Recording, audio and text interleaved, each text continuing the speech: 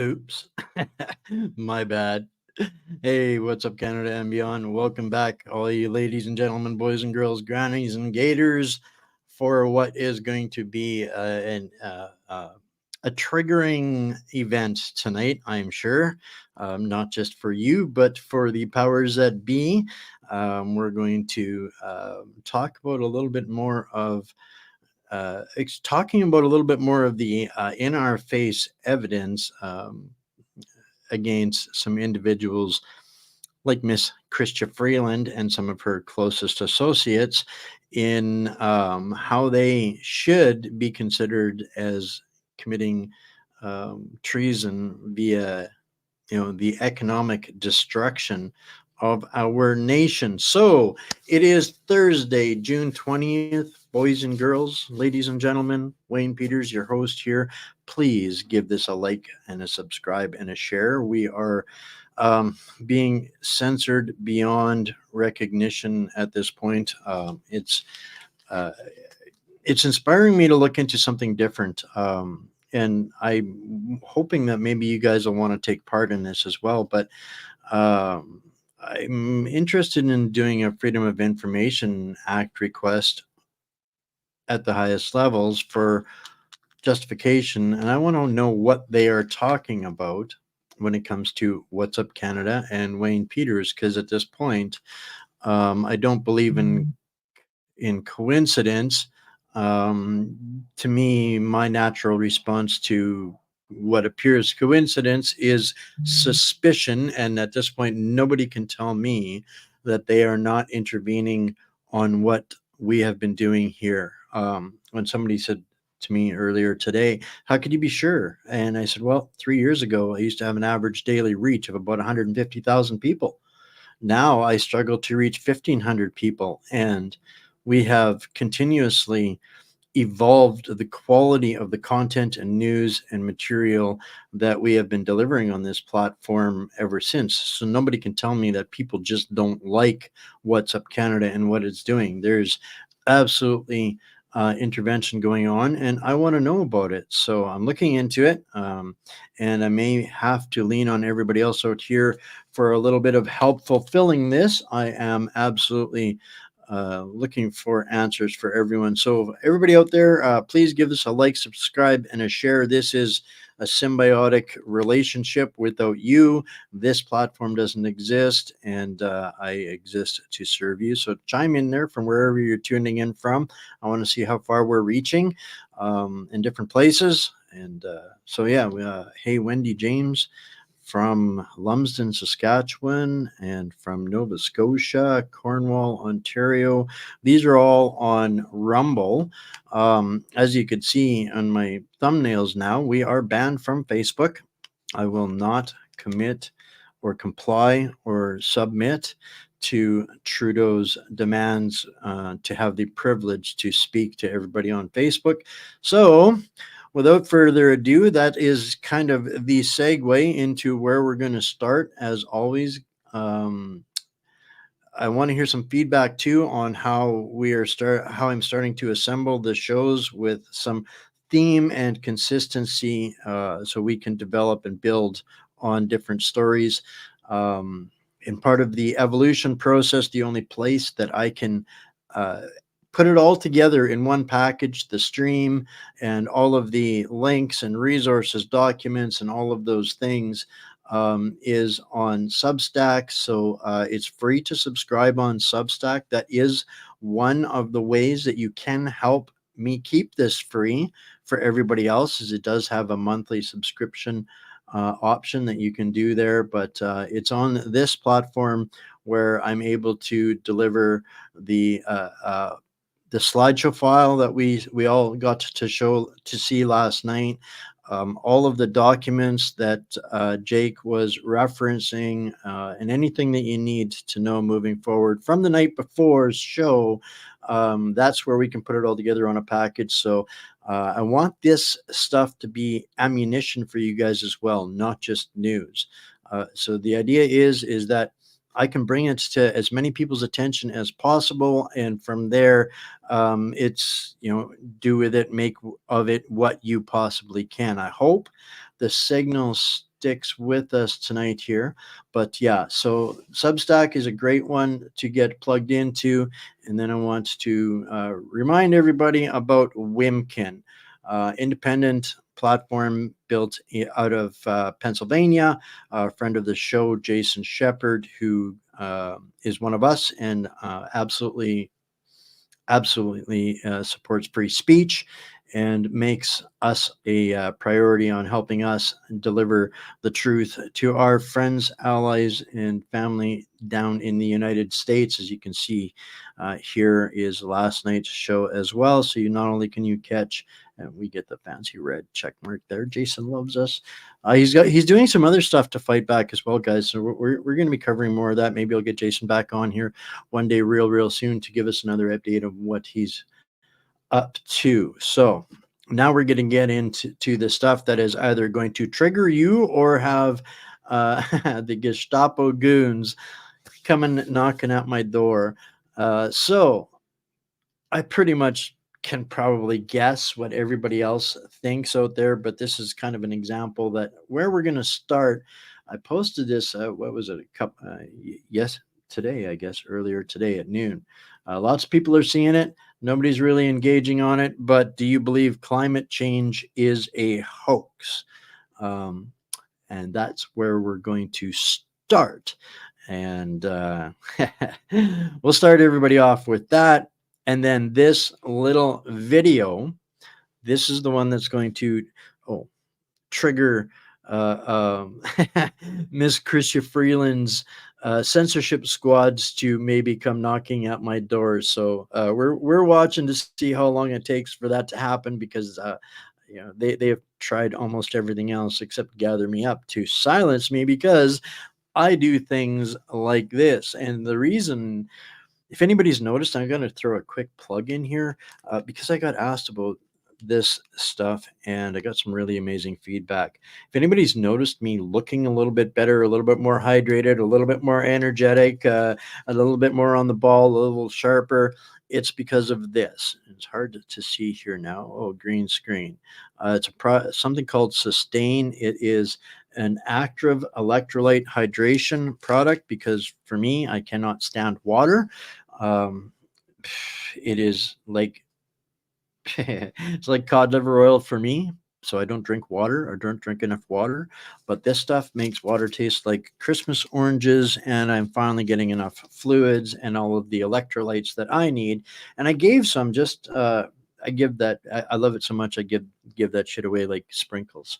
And I got some feedback from a friend of mine who had just stuffed some in a bag, and they were pretty ill. And it was their electrolytes that was out of sync. They knew it.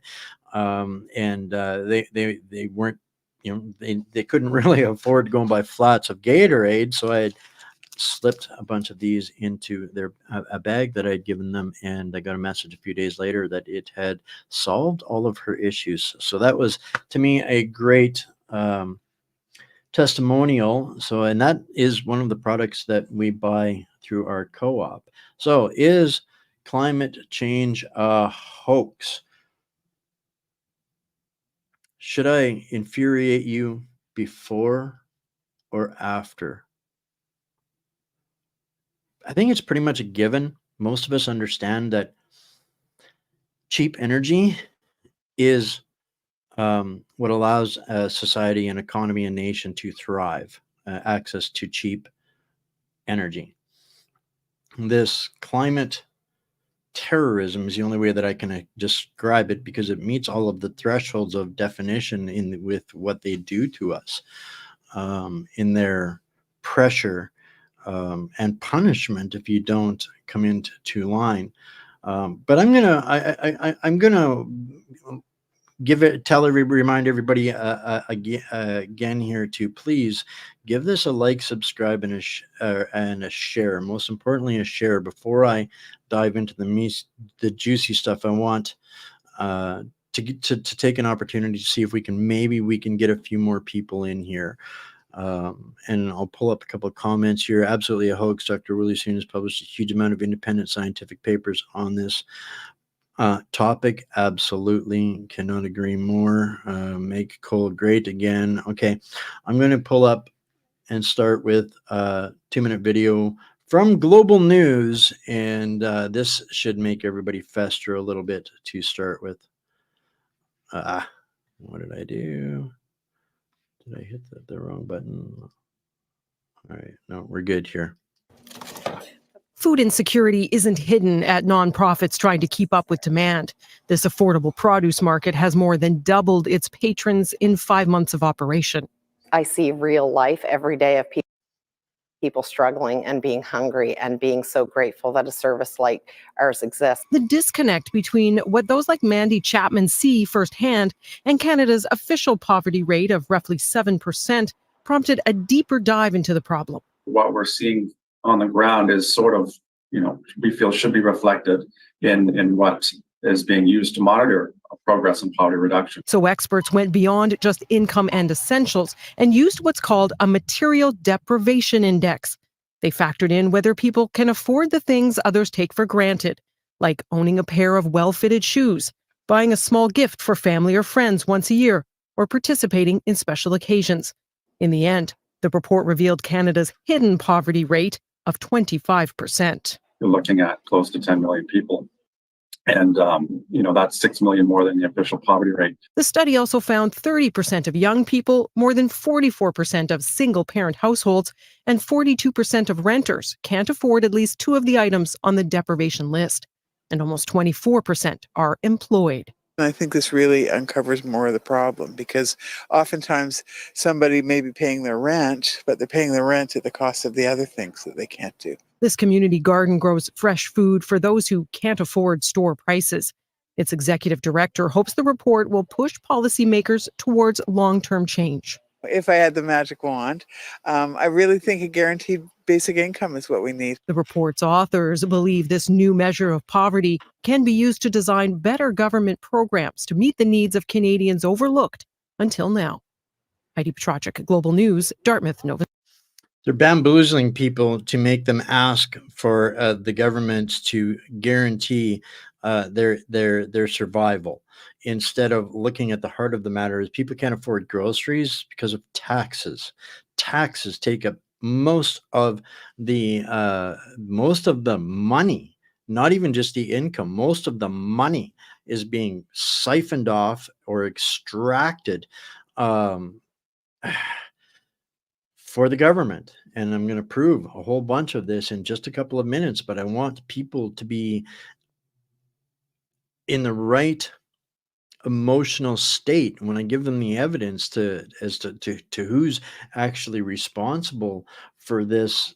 It's not just one culprit, but this is a really big one. And we're going to pull up a clip here from it's a little bit longer, and we're going to have a lot to get through tonight, folks.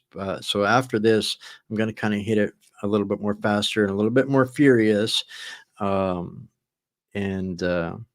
We've got a lot to cover. So on this one from the Sun, surprising enough, I'm going to address this, but in the last one, the point I wanted to make is we've got double the people using food banks and hoping for universal basic income, because if the government doesn't give them that, their next alternative that they're talking about is self-deletion through the MAID program, medical assistance in death. Oops. Yeah. So that's what they're forcing people into. These are deaths of despair because they're absolutely cornered and demoralized. And we're going to listen to a little bit more of an update on what this carbon tax and the crime that I'm going to show you in just a few minutes. What is going to be the cost of these crimes against our energy sector?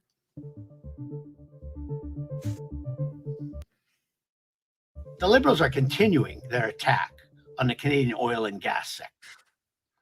The giant accounting firm Deloitte recently put out a study that says if Environment Minister Stephen Guilbeault goes ahead with his harsh emissions caps on the oil and gas industry, which are twice as harsh as on any other industry, if he goes ahead with those emission caps, it will cost the Canadian economy billions of dollars of investment, which will lead to reduced production from oil and gas companies, which means tens of thousands of people will be laid off. And not just people in Alberta and Saskatchewan where the oil is, but people in Ontario who make pipeline, and people in Quebec who make buses, and people all across the country whose manufacturing industries are reliant on business from the oil and gas sector.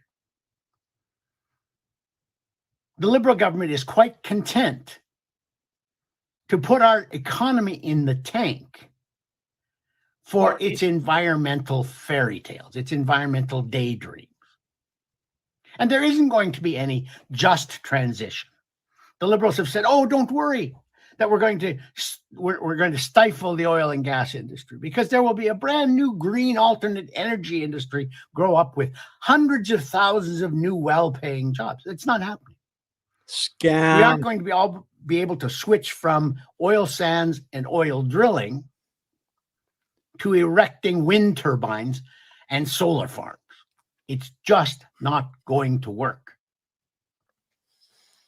So what are we going to do about this? Well, one of the things that the Liberals have also done, which is going to put a lid on the energy sector, is they allowed NDP MP Charlie Angus to put amendments on the back of one of their tax bills earlier this spring that make it possible now for environmental organizations and even individual environmentalists to bring lawsuits against oil and gas executives who those extremists and activists think are making up misinformation about what their companies are doing to reduce emissions.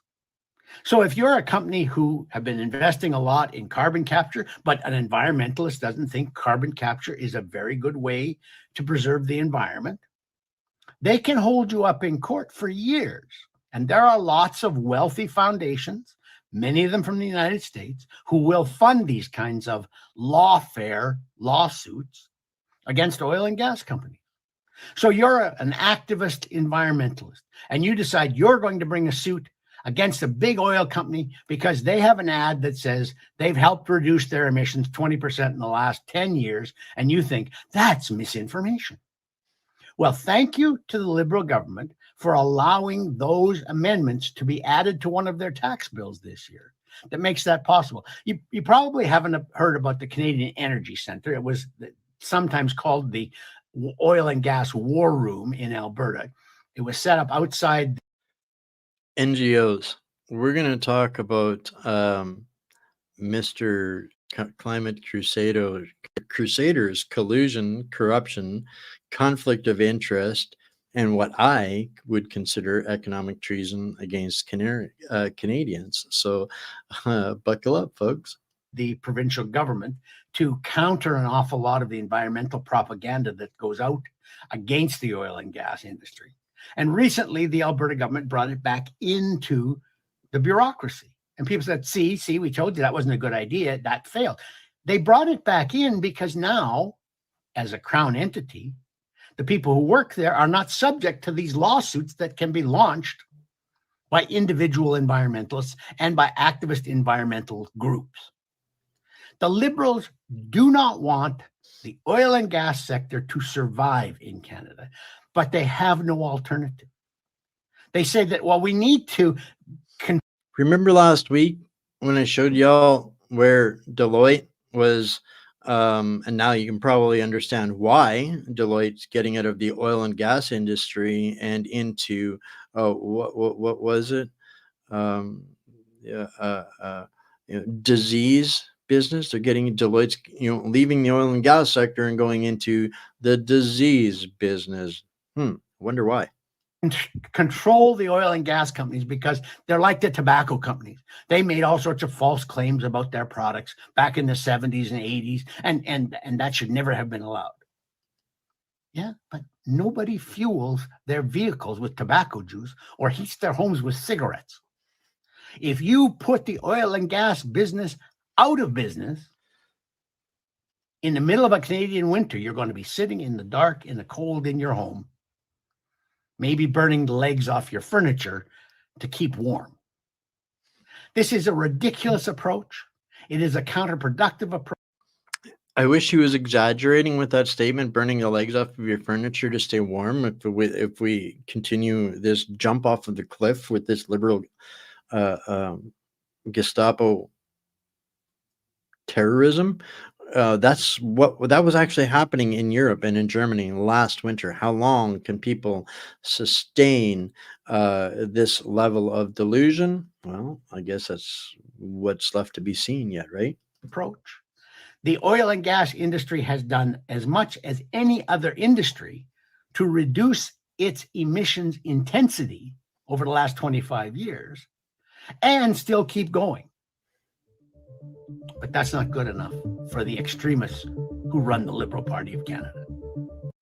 100% on point. That Canada has, I spent 25 years working in the oil and gas sector on some of the most advanced developmental programs and locations out there. And Canada has the cleanest, most environmental energy in the world. And what they are doing to us is absolutely willful destruction of our society. And how can I be so convinced of all of that? Well, let's start with this little 3.5-minute nightmare for Miss WEF Fourth Reich, young global leader extraordinaire. Whether we're actually at sort of the pivot point where fossil fuels are coming back, huge natural gas discoveries in the United States.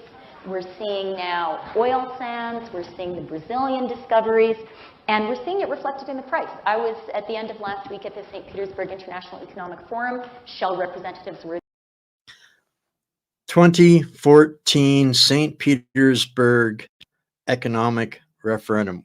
Gee, didn't they just have one of those? I guarantee you Freeland was not at this one because she has been deemed an enemy of Russia for quite some time and not allowed anywhere near Russia since 2014 under threat of arrest for crimes against Russia. This is going to be a shocking clip, guys. And force. And the big preoccupation there was not, are we running out of fossil fuels? The Russians are worried that there's too goddamn much of it on the market right now, and the prices are too low, and they were bitching about the excellence of the U.S. companies that are finding a lot of it. Gazprom, the mighty Russian gas producer, is now saying, Jesus Christ, the Americans have a lot of gas now. So, do you hear this foul mouth on this monstrosity? I would like you, Russ, to comment on this and talk about what impact that's going to have on the politics. Because, if we find that our fossil fuels are a lot cheaper, and this economic pressure that we had really been worrying about, certainly up to 2008, that pressure is gone. Aren't we going to forget about these issues for a while? I'm personally a guy that I don't like sound bites as a rule, but I do believe in the all of the above strategy, because I don't think renewables can get to a major portion of the supply of world demand by 2050 and completely displace fossil fuels. Okay, so Alexis is wrong. We're not going to be off fossil fuels in 2050. I think it's going to be a challenge. I think you're going to have. I think it would have to have a growth that is unprecedented in any other energy development that we have ever seen. You take wood, coal, petroleum products of any kind. The growth rate that you have to have would be unprecedented. I think you have to continue to try, but I think we also have to be very Peace River, Alberta, actually, also my hometown. Realistic and recognize that coal and natural gas, no matter where that natural gas is produced, from Russia to supply Europe or within our own borders, which has been a real economic change for this country, it's going to have to be produced to meet the energy demand of the population in 2050. We need efficiency. We need more supply, and if we continue on the rates that we've gotten both, we have an unsustainable gap that we will not be able to fill. So we're going to need the efficiency end, and we're going to need more resources, and it can't just be alternative. My name is Jamie Cox, and full disclosure, I work for Shell, and I am an evil big oil lobbyist. So I guess my question here... An evil big oil lobbyist. The sarcasm is noted, lady. Thank you for that, because this is exactly, I give you kudos for obviously being in a hostile environment and brave enough to go there and subject yourself to their delusions. Is how can we, having been on the government side, you know, are there things that we're not doing that we should be doing? Okay, excellent. Let's start with that one. Richard, how can Shell lobbyists educate government officials better? I think that there are places that are maybe emerging where there's, you know, politically feasible areas where progress could be made. Unclear if that'll happen at this point. So a big thing on everybody's mind is the fiscal situation, balancing the budget. In this economic climate, how committed to a balanced budget would you be right now? Would it worry you to go into deficit in this current climate to, as you say, put more people to work? The commitment needs to be a commitment to grow the economy, and the budget will balance itself. Right. So whereas the notion of a carbon tax was, you know, the T word tax is just like, you know, the third rail of U.S. politics. But that's emerging, but not because of carbon per se, but because the government needs to balance the budget.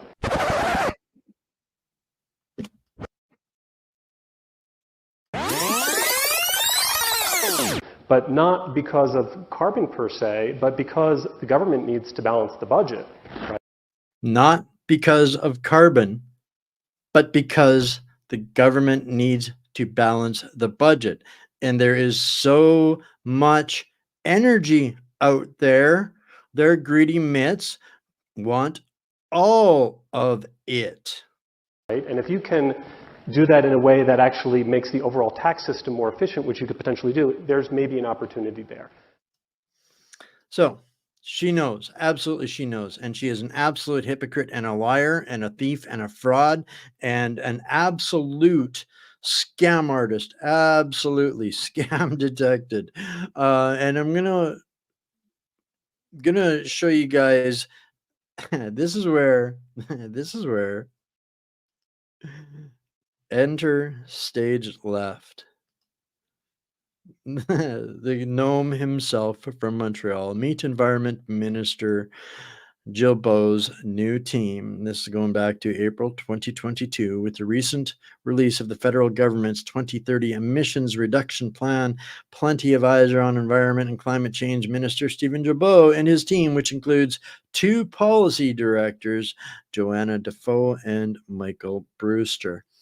So this is where we get to take another look at the eco-terrorist himself, and I quite frequently make comments to him on his X account. I mean, it's obviously bots or clones, but these guys, every last one of them, are cookie cutter eco-terrorists. So I dive on a fresh dive on Mr. Gilbo as, you know, our environmental minister, and I was looking for his involvement in it, his profit, his you know, conflict of interests. They are there. Besides him just generally being a criminal in general, in case people don't remember, Mr. Gilbo hit the height of hypocrisy with all of everything he does is hypocrisy. But he was a Greenpeace activist and climate terrorist long before he got into government. In diving on that, this is going to bring up some inconsistencies, but you know, Wikipedia has you know, a place to start. Kind of gives you the whitewashed, politically relevant, and whitewashed is the best way I can put it, the propagandized cleanup of it. It doesn't really go into it. It does, you know, bring up that he worked with Greenpeace, and he worked for a company called Equiterri, and we're going to look at that here in just a second, because he came and went to Equiterri, which he co-founded in the 90s. We're going to look at that here. But this guy has evolved and grown up, and he's a big boy now, puts on big boy pants and gets big boy awards like the 2024 Government Climate Leadership Award, presented to Stéphane Gilbo by Diane Sulzer, Canadian Country Manager of Climate Scorecard, for whatever that means. I haven't dug exactly into this little climate scoreboard gold ribbons club for them, but I do find this interesting. Ron Israel, the director of the climate scorecard. So some interesting stuff that we're going to pop up to and look at over the next coming days. And the point of sharing all of these little tidbits as we skip across the lily pads of the swamp creatures is to introduce people into more of the places where Mr. Crime Minister of Environmental Eco-Terrorism touches his little ghoul fingers. But yes, quite renowned for holding the Toronto police hostage for 5 hours after having scaled the CN Tower in Toronto in 2001. And I do believe that was before he got busted, which was also whitewashed, as I found out. Because I was in Alberta, sorry about that, guys, but part of my researching was looking at him in the Canadian Encyclopedia, and it mentioned, bragging him, giving him kudos and props for his work with Ecoteri and the United Nations framework. That he's adopted and participated in the 1995 Conference of the Parties in Berlin. We know he likes to travel around the world on your dime in jets and spend money on that. But when I was looking for all this, and this gives you, his report card, I guess, for eco-terrorism in the now accepted public space, but now he's has a political career. From the first time he announced he was running, I knew what he was about because I'd looked at him after he scaled Ralph Klein's house in, I believe, Calgary, Alberta, and actually held Ralph's wife hostage for a number of hours. This guy is a repeat offender, criminal, active terrorist that is now been given resounding authority in the public service sector. How can you call it public service when he blatantly, and this is an interview from The Guardian over a year ago, this is, one of the things we complain about is activists in the police, activists in the judiciary, and activists in politics. And here he came into politics so he could continue to be an activist. Stephen Guilbeault on oil dealism and being branded a traitor. He's been being called a traitor for a long time, but this is one of those cookie cutter, globalist, Greenpeace adopted, anointed eco-terrorists that every country has, and apparently it works because according to him, and this is from May 29th, rich countries have finally hit their $100 billion US climate financial goal. This is how much wealth they have extracted on the back of this hoax and this terrorism, coercion, collusion that they've been engaging in. This syndicate, our Liberal Party of Canada, would not exist if it were not for treason. They are a better organized crime syndicate than Capone ever was. Literally, these guys is what they do, and then they launder it. And here he is, 4 days later, saying 530 million fund helps cities adapt to climate change. But Guilbeault suggests more money is needed. More blood from the people. More people in the food banks is acceptable. More people in the maid lineups is acceptable. Just give to the climate collusion, the climate scam. So I started to look into supposedly his former company. Apparently he has resigned from this board as of 2018. This is Ecoteri, who has been deeply involved in shutting down energy projects, including cheap energy in Quebec. They have done a lot of work covertly in Quebec. They have quite an ambitious list of targets. They're highly organized, coordinated, and well funded. And this is Mr. Jobbo's initial pet project and in investment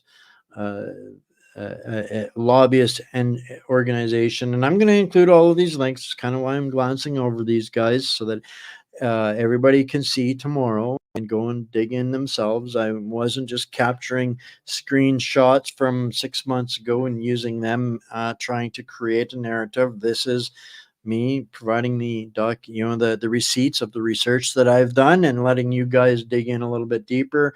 But a Quebec nonprofit whose mission is to help build a social movement by encouraging citizens, organizations, and governments to make equitable and supportive choices. So if that reads exactly like the gobbledygook that you would expect from organizations like this, don't be disappointed. They're pretty open and transparent about it. And in fact, their executive director, Colleen Thorpe, actually invites us to go and look at their report, the annual report, which I kind of have been scrolling through, but I just highlighted on this one. It's 47 pages, and yes, I will include this in the report. This is funny. Mr. Jabot and China kissing in a tree, more for China and less for Canadians. It's interesting because in all of this report here today, I don't even have to refer to any of the other garbage that and crimes against Canada and Canadians that he's engaged in. And this is kind of fresh meat for everybody out there, some of this, and now we're going to connect the dots on some of this. But yeah, these guys have been highly motivated in shutting down energy, and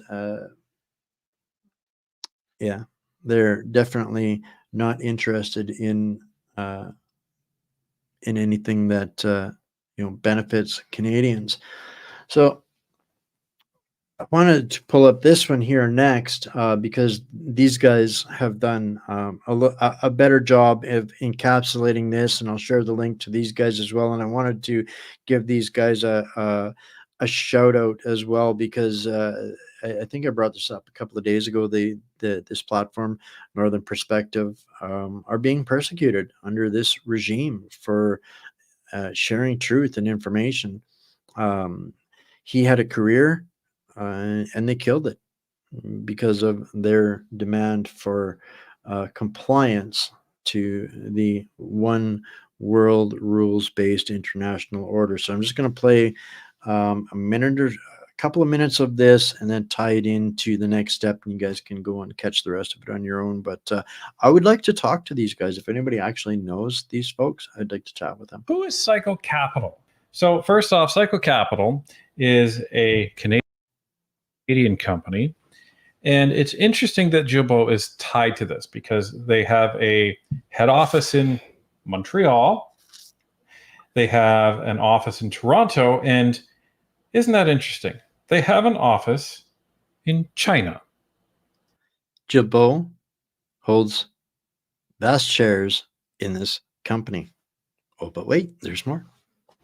Now, if you recall, Stephen Jabot is the executive vice chair on this climate committee that China has over there. So isn't that interesting? Now, you may think, okay, that's a bit bizarre. Fine, he was a lobbyist for Cycle Capital. What's the big deal? Well, we're about to show you what the big deal is. The honourable member from St. Margaret's, South Shore, St. Margaret's rather. The environment minister is already under fire for his $30 billion carbon tax cover-up. He was a lobbyist for Cycle Capital. Cycle Capital companies got more than $200 million from the Liberal Green Slush Fund. Wow. Now we learn he is 200 there, 200 here, 200 everywhere from Mr. Jabot and his merry band of climate extortion henchmen. Still a big shareholder in Cycle Capital. And since becoming Environment Minister, Cycle Capital companies have gotten another $17 million from the Green Slush Fund. 217 we're up to now. Liberal insiders getting rich on taxpayer money, a carbon tax cover-up, the Environment Minister profiting from the Green Slush Fund sleaze. When will Liberal corruption end? Never. Never. The Honourable Minister for Innovation. For the question, you know what's profiting for all the work of this government and all the members in this house is record investment in green technologies in this country, Mr. Speaker. We rank #1 ahead of China for the battery ecosystem, Mr. Speaker, in this country, and I have more. All right, that's where I'm going to leave that one off, and you guys can catch the rest of that on your own time. But a couple of points there that I wanted to make is now, without outlets like myself and these guys out there sharing this with you, would anybody know that he is a major shareholder in Cycle Corporation that has, in this exposure of conflict of interest, tuned into $217 million for Mr. Jabot's pet projects that are obviously only bent on destroying our energy wealth of Canada. So that's just one. And that commission that they brought up, what was it? The ICC, whatever it is. Actually, I think I have that pulled up a little bit further down the road. Oh, yes. This one. The ICCF. $217 million for these guys, which is another total globalist scam, philanthropic company. And what makes these guys, dangerous is this is the exact same wash, rinse, repeat that we see in the gobbledygook, how they fake the pseudo the pseudo grassroots organizations.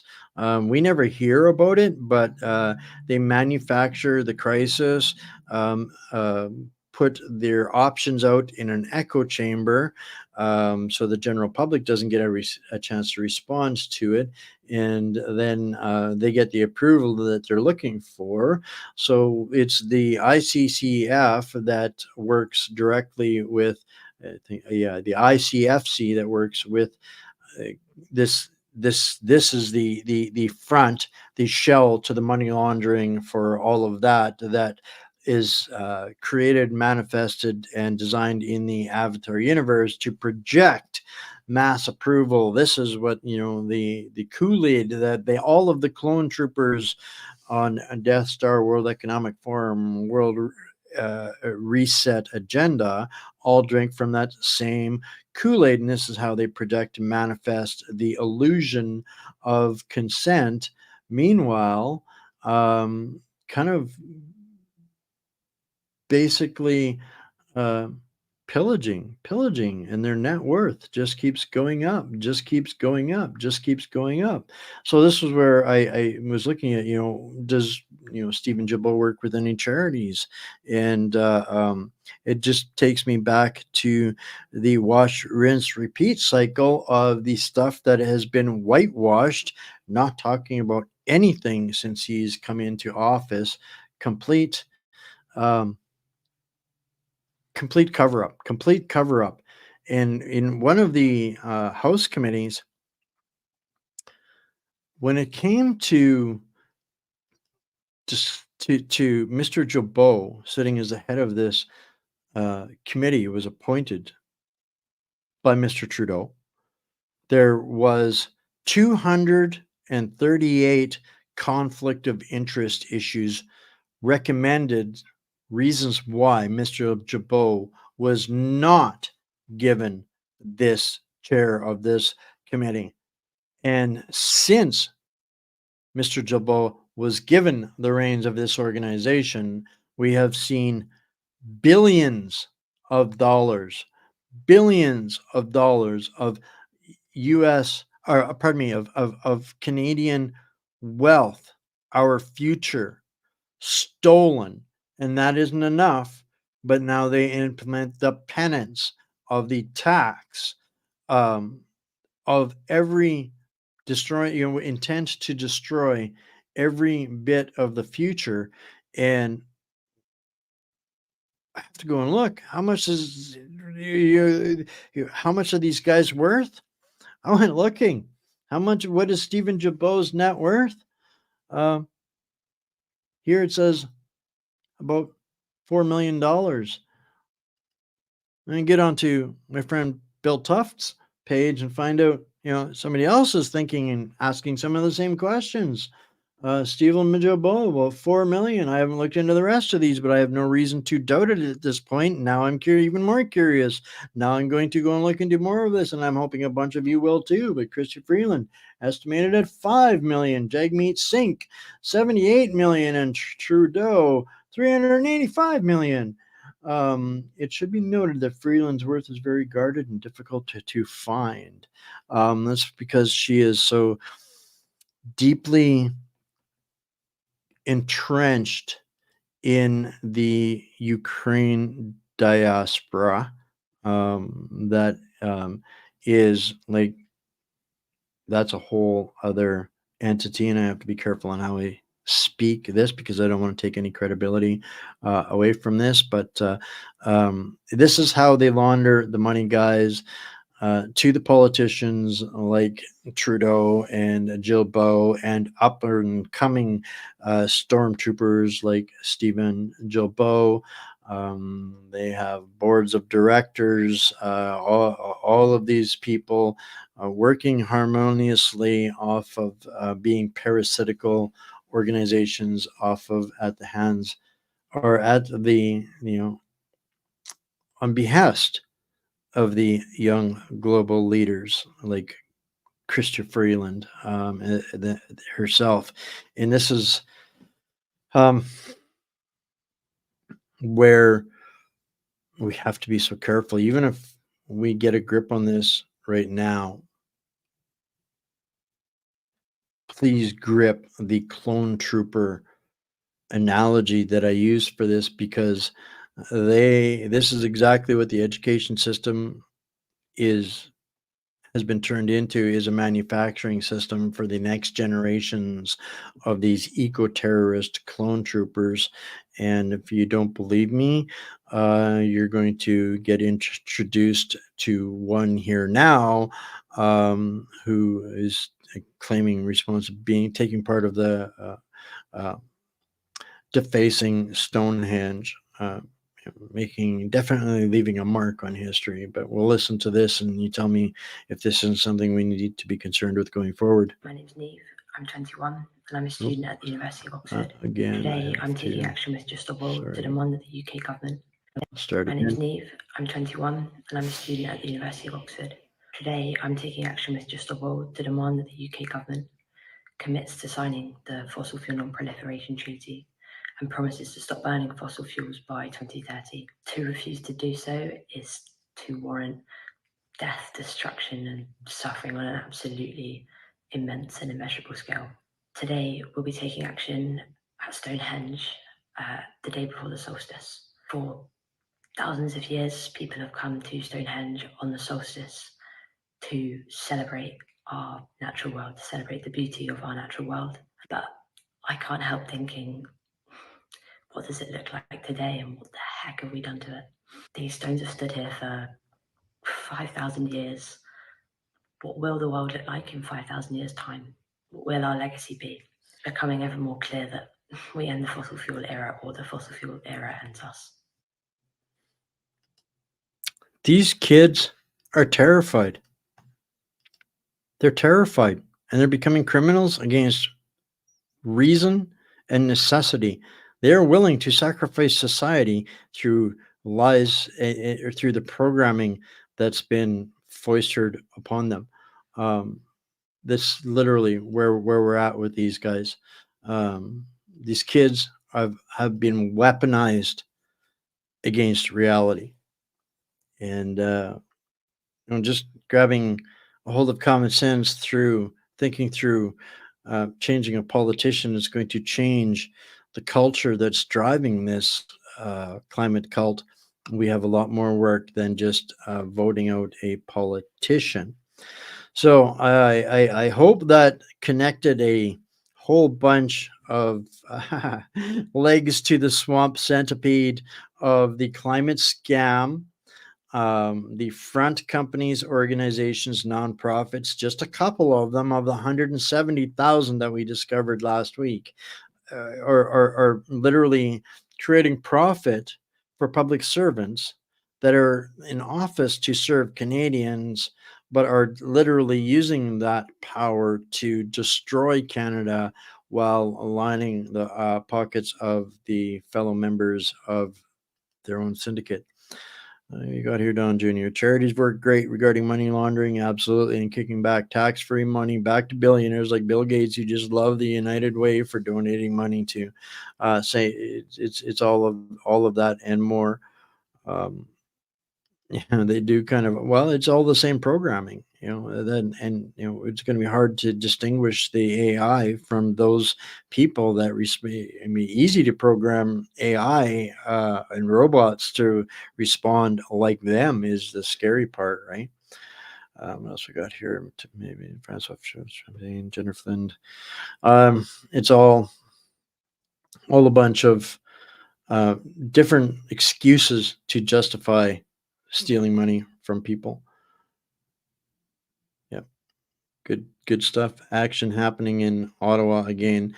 Carbon taxes, money laundering to safe keep money so politicians have their pensions secured. Everyone, yep, shit out of luck. Everybody else, shit out of luck.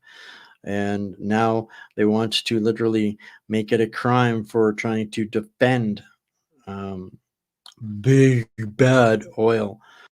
So it's an absolute clown show of insanity when it comes to the desperation that they are to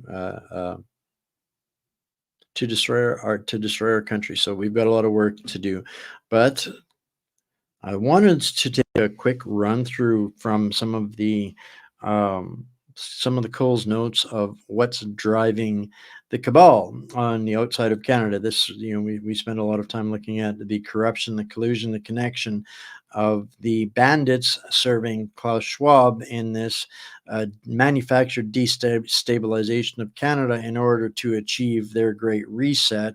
That is, these guys, they're literally stealing your money to fund lobbyists to tell the rest of the world to leave Canadian energy alone. So if that isn't treason, y'all tell me what is treason. So that was kind of the point of the show tonight, is I wanted to ask you guys all, is this or is this not treason when we have confirmed infiltrators from unelected foreign entities leveraging false information in order to devastate and control our population and remove all of its wealth, while doing so using the proceeds of these crimes, the wealth generated from these crimes, to launder it into appearing to be legitimate campaigns and lobbying for alternative energy, and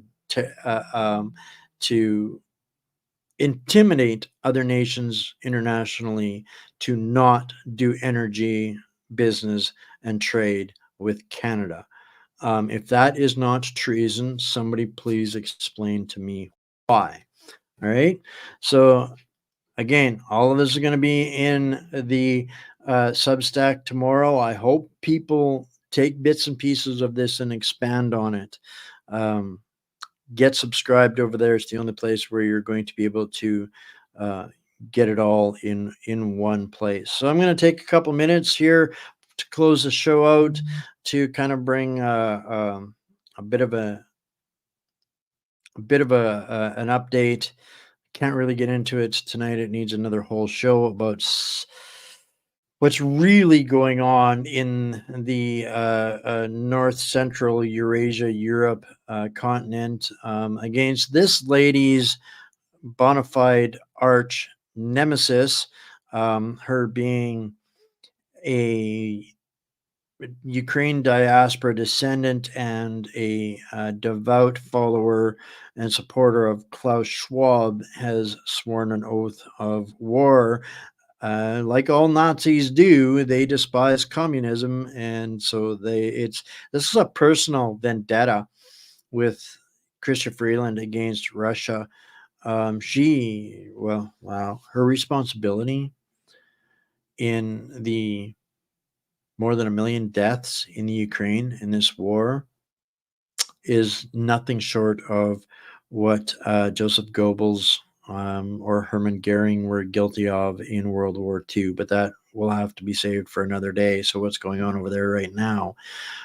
Ukraine is getting devastated more and more and more by the day. Anything you see in legacy media is absolutely mercenary propaganda. Russian forces have launched another massive missile and drone strike on Ukraine in the early hours of June 20th. That is this morning here, which targeting power facilities across 4 regions, which is something America would have done day one had they been, invading a nation. But Putin waited till now, but this is what he is doing now. He's being forced to. The assault damaged infrastructure in Vinnytsia, Donetsk and Kiev regions, according to Ukrainian Air Force. What is the EU's response? I welcome from Ursula von der lying all the time. I welcome the agreement on our 14th sanctions package against Russia. This one will work. This one will work. This one will work. This hard-hitting package will further deny Russia access to key technologies. It will strip Russia of further energy revenues and tackle Putin's shadow fleet and shadow banking networks abroad. And this is why I wanted to bring this up. There's shadow banking network abroad. BRICS is not a shadow banking network abroad.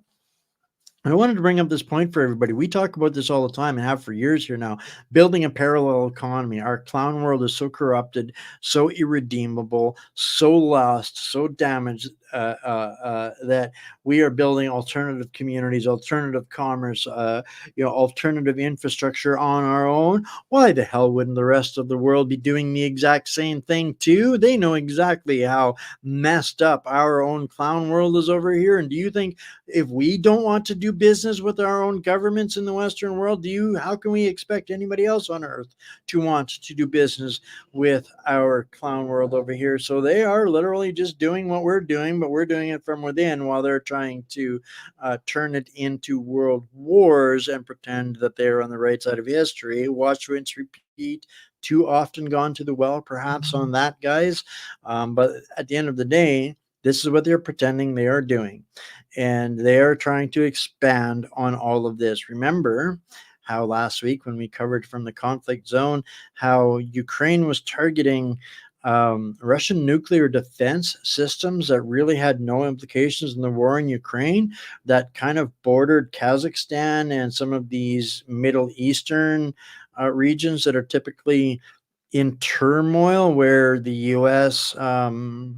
Is rapidly losing effect and authority in their colonial bases in the region, and they're forcing Iran and some of the Hezbollah leaders to declare Cyprus a target of opportunity if the Israelis put their Air Force on the island of Cyprus. So we're seeing this expansion of threats and escalation to conflict in the Middle East. And later on, President Nikos kind of backpedaled on that, saying, look, guys, Cyprus remains uninvolved in any military conflicts and positions itself as part of the solution, part of the humanitarian solution, rather than a part of the conflict. So they're literally hearing from the Hezbollah states that if you get involved in this by letting their enemy's planes land in your region, you will be held accountable. And they're saying, we do not want to be a part of this war against the Arab world. And unfortunately, Cyprus doesn't control what happens on those bases. Those bases are controlled and run by the UK, and they don't have to give two shits about Cyprus. And all it takes is the UK to say, yeah, Israel, land your planes on our bases in Cyprus, and Hezbollah will be sending weapons. And meanwhile, a few moments later, the U.S. aircraft carrier Gerald R. Ford and its accompanying fleet are urgently headed to the Mediterranean, specifically to the coast of Haifa in Israel. This comes after the Israeli army announced the plan for invading Lebanon has been granted. What's up, Israel? What's up? I'm just... First of all, I have no beef against anybody over there, and I am tired of you waging holy wars in the same way as ISIS or Hezbollah. Or we've got to stop the holy wars, and the only way to stop the holy wars is to stop our money from being sent over there and our armed forces to act like bully, big brother, interceptor, protector of Israel, so that Israel can go and just continue their radical tirade through the Middle East. Is that really what's going on? Are we going to be expected to bear the brunt of these people that are largely living here now? What is going to happen here if America backs Israel in an invasion in Lebanon now? Gaza isn't enough for you, Israel? Like, what the hell is going on here? It's time for a complete replacement of the mad fools in our offices in the West. And these clowns are literally running around going, oh, the U.S. intelligence has been struck by the speed and extent to which Russia has strengthened its security relations with Iran, North Korea, and China since the outbreak of the conflict in Ukraine. It's like, what part of this does not a fourth grader understand? That they are literally forcing their enemies through their insanity to come together against us. And we're going do alphabet soup, do climate tax. This is electric cars, woke beer. This is insane. And then they're pretending like, oh, we just don't see this coming. Where's this coming from? We don't understand. We are intelligence, not pretending to be intelligence, apparently, because if they didn't see this coming, maybe they should be watching this channel. Maybe somebody send some of the alphabet agencies see our link here. I'm sure they're watching covertly, but maybe their leaders need to learn a thing or two. But yeah, military cooperation has grown closer since February 2022 and has seen the allies share sensitive technologies that could threaten the United States and its partners long after the conflict in Ukraine ends. Russia and its allies have entered into agreements which jointly produce weapons which improve the long-term capabilities of all parties. Again, it's one of those who didn't see this coming. Here's your sign, right? We've got to get these clowns out of the seats of power and authority. And meanwhile, this democracy that we're fighting for in Ukraine, sending billions of dollars, putting our own nation into poverty and debt while they destroy and completely eliminate the Ukraine population. It's such an amazing democracy. We have to go into World War III over this, that Zelensky bans another Ukrainian opposition party and has outlawed another political force amid questions about the legitimacy of the government. Not only did they ban another party, but they ordered the seizure of its assets at the request of the Ministry of Justice. guys, that is the Ukraine war that we are fighting and sending all of our resources and our future wealth and picking the wrong side of history. And I think people are starting to figure it out. And that, in essence, while Trudeau is here boasting about sending whatever is needed, including boys, and America tries to reinstitute the draft to send boys over to Ukraine to die there to cover up their conquest of Ukraine for BlackRock. And cover up the crime sprees of our Western leadership, we're seeing Europe take this hard shift away and saying, no, we'll commit to sending some bullets, but yeah, no, we're not sending any troops over there. And that is what Europe is truly, really not sending boys to. And the political shift and the elections turning is because they see this escalating. They have a long memory of World Wars II and I, and they do not want their future generations dying in Biden's scam bullshit war. And yeah, I'm not getting into the micros and the semantics of that. I'm trying to give people what they need to understand and deal with the propaganda, gaslighting, and lies that are out here. And this one here, last article for the day, I believe, guys, is Russia's intelligence is, and I mean, it wasn't really them that said this, but it's others that have been saying this, and they're kind of agreeing with it, that the West plans to replace Zelensky with Mr. Zelensky because he is more controllable and manageable and might buy them some more time for the conflict in Ukraine. Yeah, so at the end of the day, that's the mad dash across the lily pad of clown world, and what they are trying to use to deceive all of us into being the unwitting fools that allow World War III to take place. World War III won't be much of a war. If it goes nuclear, it will be one day of conflict, and nobody wants that. And this is why shows like we had last night with visionaries like Jake Jackson that are showing us a way out, not telling us what to do. They're showing people and helping and willing to help along the way to get to a point of renaissance rather than revolution.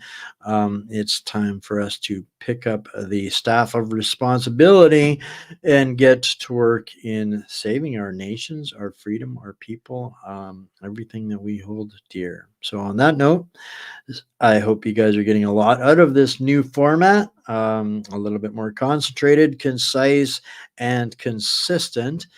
And if I do want to throw a quick shout out to a couple of folks, Jay, Carmen, Allison, Catherine, and another Catherine, for seeing the value in what we do here and helping us to keep going with a donation at donate@whatsupcanada.org. That is how we're able to keep doing what we do in spite of everything that they abuse us with.